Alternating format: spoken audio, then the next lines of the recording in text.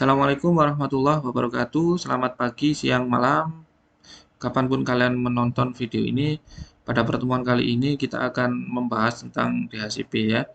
Di pertemuan yang pertama kemarin kita sudah belajar basic configuration mikrotik, bagaimana cara melakukan konfigurasi mikrotik dari awal sampai mikrotik itu bisa mengalirkan internet ke klien atau sharing internet ke klien ya.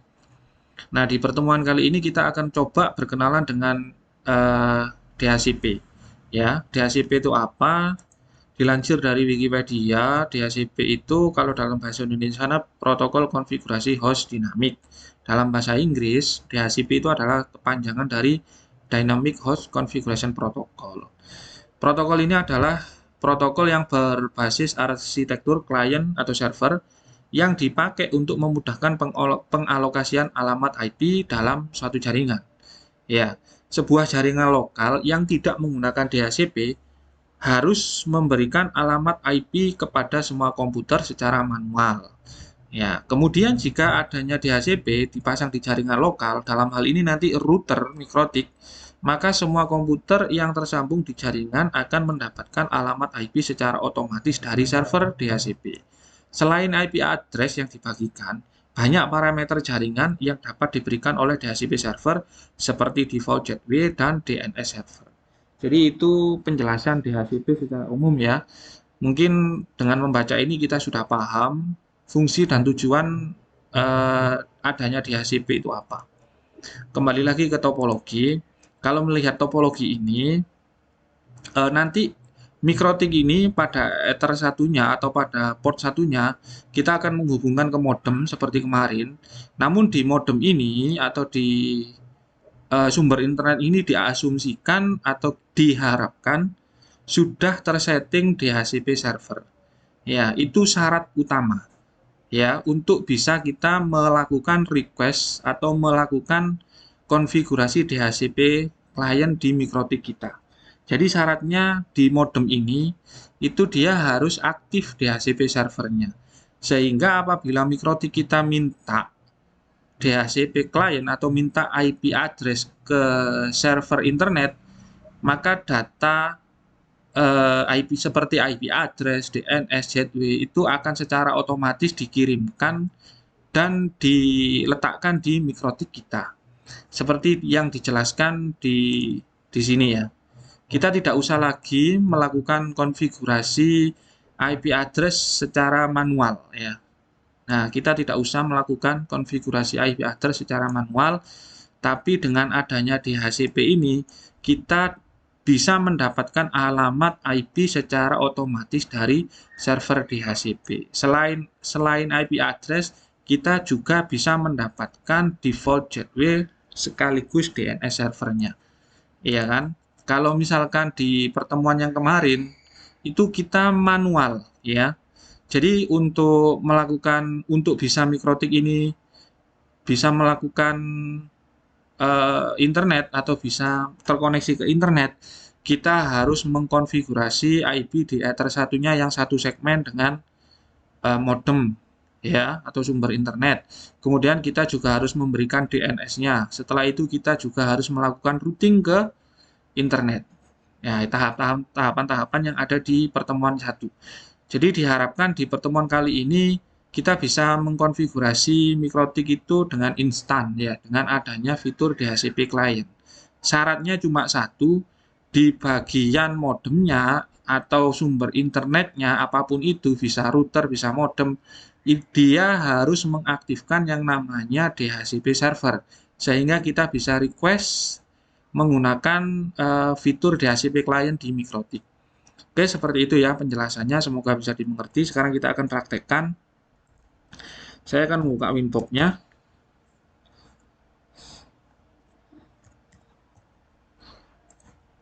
Oke, di sini saya menggunakan router RB951UI ya.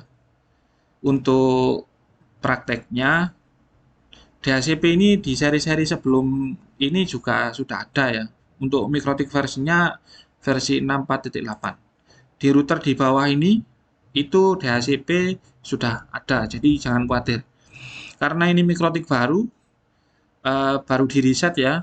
Untuk loginnya admin, kemudian passwordnya kosong, langsung tekan connect saja. Jangan lupa koneksinya menggunakan MAC address karena IP address-nya masih tidak memungkinkan ya, masih nol ya, masih nol. Kemudian tekan connect. Oke, setelah terbuka seperti ini, kita pastikan, kita periksa apakah di interface bridge ada port atau interface yang terbridge. Apabila tidak ada berarti aman. Kita juga pastikan di IP address apakah ada IP address yang melekat. Kalau kosong berarti aman. Nah, tahap pertama, Mikrotik ini pasti belum bisa internetan ya, karena tidak ada settingan apapun yang melekat di Mikrotik ini. Tahap pertama, apabila kita ingin melakukan request IP address ke server, maka kita harus masuk ke menu IP, kemudian DHCP client. Sebenarnya Mikrotik ini sama halnya dengan device-device yang lain seperti komputer. Dia juga bisa memposisikan diri sebagai klien ya, tidak harus selalu menjadi server. Contohnya ini DHCP client. Nah, di sini kita akan meminta IP address ke server atau ke router di atas router yang saya pakai ini ya. Kalau di topologi ini berarti kita sekarang minta IP address ke modem ISP ini ya. Kita minta IP address. Tinggal kalian tekan plus saja. Kemudian mau diletakkan di mana IP address hasil requestan ke server tadi. Karena di topologi ini masuknya di Ether 1 atau ETH1, maka di Mikrotik saya letakkan interface-nya di Ether 1. Ini menyesuaikan saja dengan topologi kalian nantinya ya, tidak harus di Ether 1. Jadi kalian sesuaikan sendiri. Kemudian kalau sudah, tekan OK, tunggu beberapa saat. Nah, pastikan IP address sudah masuk seperti ini. Kemudian statusnya bound. Nah, ini menandakan Mikrotik kita saat ini sudah menerima IP address dari modem atau dari perangkat di atasnya ya, yang mengaktifkan DHCP server. Kita mintanya menggunakan DHCP client. Ini IP address-nya sudah masuk, kemudian statusnya juga bound. Nah, pastikan juga ini aktif ya. Di beberapa router dia default-nya itu disable seperti ini ya. Dia default-nya itu disable. Apabila kalian mendapati Mikrotik kalian itu seperti ini, maka pastikan kalian enable-kan dengan cara klik interface-nya, kemudian klik centang warna biru. Tunggu beberapa saat sampai kalian mendapatkan IP address dari modem atau router ya, router DHCP server. Oke, kalau sudah seperti ini, kita coba ping ke Google melalui new terminal, apakah Mikrotik ini sudah bisa connect internet. Nah, secara langsung Mikrotik ini sudah bisa connect ke internet tanpa melakukan konfigurasi-konfigurasi yang lain. Ya, jika di pertemuan kemarin, kalau kalian masih ingat, kalian itu masih harus mengkonfigurasikan IP DNS. Seperti ini ya. Nah, dalam hal ini DNS sudah diberikan ya dari server. Kita tidak usah memasukkan. Kemudian kalian juga harus melakukan IP routes di pertemuan pertama kemarin. Nah, di sini sudah dibuatkan. Ya, jadi dengan adanya DHCP client ini, kita cukup menghemat waktu ya. Dengan adanya DHCP client ini, kita menghemat waktu. Tinggal satu kali klik, IP terkirim, termasuk konfigurasi yang lain seperti gateway dan DNS-nya, beserta roots-nya itu sudah otomatis terbuat. Nah, tahap selanjutnya bagaimana? Tahap selanjutnya kita hanya tinggal melakukan sharing internet ke klien ya. Kalau kita perhatikan, misalkan ini saya nonaktifkan WiFi saya, di laptop saya tidak akan ada koneksi internet apapun. Ya. Nah, kali ini kita akan mencoba sharing internetnya dengan cara membuat firewall NAT seperti kemarin. Kalian masuk saja ke IP, kemudian masuk ke firewall, masuk ke NAT, tekan plus. Nah, di sini change-nya SRC. Ini change-nya SRC, kemudian out interface-nya. karena out interface-nya kita pakai Ether 1, maka pilih Ether 1. Sumber internetnya adalah di Ether 1. Kemudian untuk action-nya kita pilih masquerade. Oke. Nah, di sini internet sudah kita sharing ke klien. Tinggal tahap berikutnya kita berikan IP address yang menuju ke klien. Di Mikrotik saya, kabel LAN tertancap di Ether 2. Jadi saya akan memberikan IP baru di Ether 2. Untuk IP address-nya sekedar contoh 192.168.2.1, jangan lupa prefix-nya pakai 24 atau terserah sesuai kebutuhan saja. Misalkan kebutuhannya banyak, lebih dari 100, maka kita pakai 24. Misalkan hanya sedikit, misalkan hanya 2, berarti pakai 30. Terserah saja ya. Ini contohnya kita pakai 24. Kemudian interface-nya yang mengarah ke klien adalah Ether 2. Nah, setelah itu kita apply, kemudian oke. Selesai. Nah, sekarang kita akan mencoba membuat DHCP server. Ya, DHCP server. Artinya Mikrotik ini akan berfungsi juga dia sebagai DHCP server. Sehingga nanti pada saat klien connect ke Mikrotik, kita tidak usah lagi mengkonfigurasinya manual seperti di pertemuan pertama kemarin. Ya, artinya ini IP-nya semuanya otomatis. Nanti IP ini akan dikirim atau diberikan oleh router yang sudah mengaktifkan DHCP servernya. Seperti itu.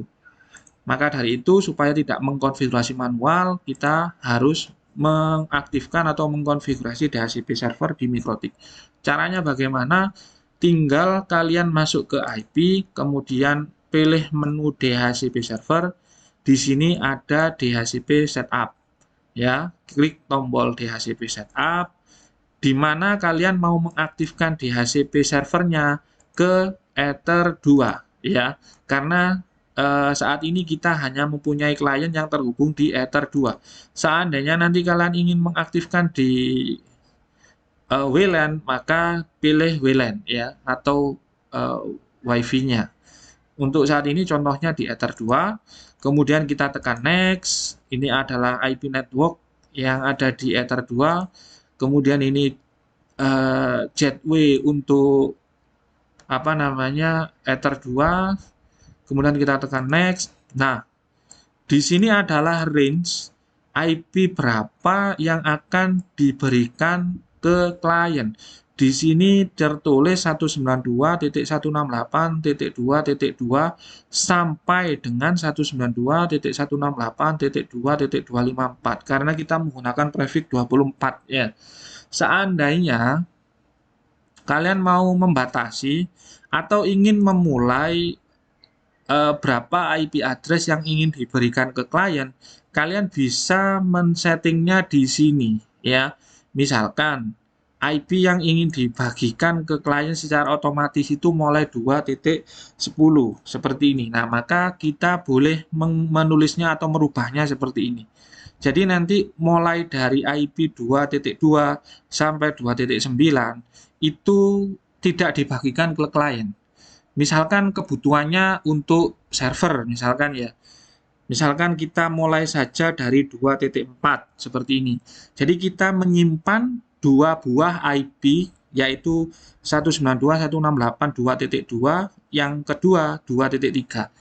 Menyimpan dua IP. Untuk apa? Misalkan yang 2.2 kita pasang untuk server. Seperti itu ya. Jadi kan nggak mungkin nanti IP server itu pakai DHCP. Ya baiknya untuk IP server itu kan pakai IP statik ya, agar tidak berubah-ubah. Seperti itu. Nah, terus di belakangnya ini kalian juga bisa membatasi. Misalkan hanya untuk 15 klien saja ya. Silakan ditulis misalkan di sini 18 seperti ini. Nah, itu bisa. Jadi nanti hanya enggak semua IP yang bisa dibagikan ya, dibatasi hanya sekian saja. Seperti itu ya. Nah, kemudian kalau sudah kita tekan next. Nah, di sini untuk DNS-nya kalian boleh menambahkan misalkan ingin ditambah DNS, open DNS-nya Google, silakan klik anak panah ke bawah. Nah, di sini ditulis 8.8.8 seperti ini. Mau nambah lagi juga boleh, terserah. Kemudian kalian tekan next, kemudian ini list time-nya, berapa waktu yang diberikan untuk menyewa IP DHCP ini, kemudian tekan next, selesai. Ya, seperti itu saja cara membuat DHCP server. Kemudian kalau sudah selesai, kita konfigurasi di klien ya. Apakah DHCP ini sudah berfungsi dan berjalan? Kita coba cek di klien, tekan Windows R, ketikkan saja ncpa.jpl, kemudian di OK. Nah, di sini di Ethernet ini kita lihat klik kanan status, apakah sudah mendapatkan IP address sesuai dengan yang kita setting di MikroTik. Nah, di sini sayangnya belum. Apabila belum, kalian jangan terburu-buru panik. Kita disable dulu Ethernetnya dengan cara klik kanan disable.